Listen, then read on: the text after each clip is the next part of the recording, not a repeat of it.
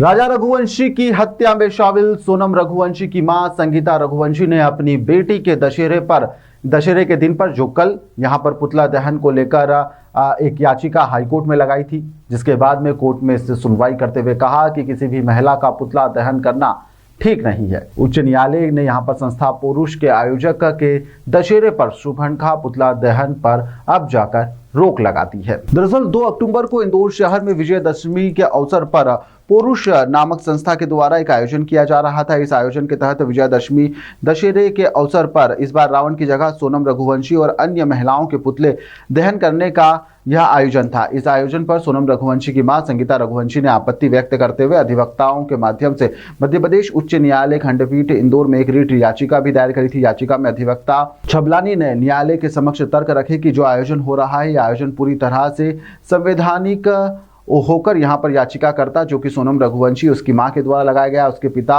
उनके परिजन यहाँ पर संवैधानिक एवं उनके व्यक्तिगत मौलिक अधिकार है, जिसका यहाँ पर हनन भी हो रहा है। इस पर यहाँ पर उच्च न्यायालय ने इंदौर कलेक्टर और इंदौर पुलिस कमिश्नर जो कि संबंधित क्षेत्र के थाना प्रभारी है, उनको भी सख्त निर्देश दिए हैं कि इस तरह का कोई भी आयोजन किसी भी संस्था या इंदौर शहर में नहीं होना चाहिए।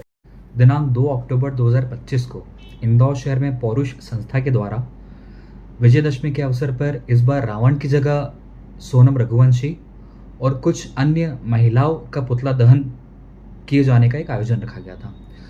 उस आयोजन पर आपत्ति व्यक्त करते हुए सोनम रघुवंशी की माता के द्वारा हमारे माध्यम से एक याचिका माननीय उच्च न्यायालय खंडपीठ इंदौर में दायर की गई, जिस पर हमारे द्वारा माननीय उच्च न्यायालय के समक्ष ये तर्क रखे गए कि ये जो इवेंट है, ये जो आयोजन है, ये जो कंसर्न अक्यूज्ड है उसकी माता, उसके पिता, उसके संपूर्ण परिवार के मौलिक अधिकार को सीधे तौर पर हनन करता है और ये पूरी तरह से गैरकानूनी और असंवैधानिक कृत्य है।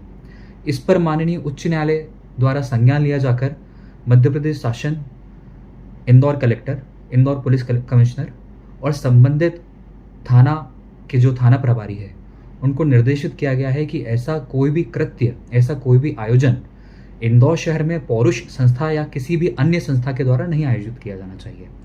साथ ही माननीय उच्च न्यायालय ने ये भी अपने आदेश में लिखा है कि इंडिया जो एक डेमोक्रेटिक कंट्री है, उस कंट्री में इस तरह का कोई भी आयोजन पूर्णतः असंवैधानिक और नागरिकों के मौलिक अधिकारों का सीधा हनन है।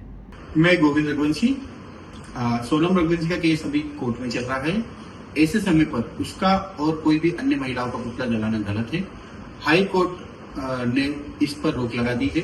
मैं सबसे गुजारिश करना चाहता हूं कि कोर्ट में फैसले से पहले कोई किसी को भी अपराधी ना माने और कानून पर भरोसा रखें।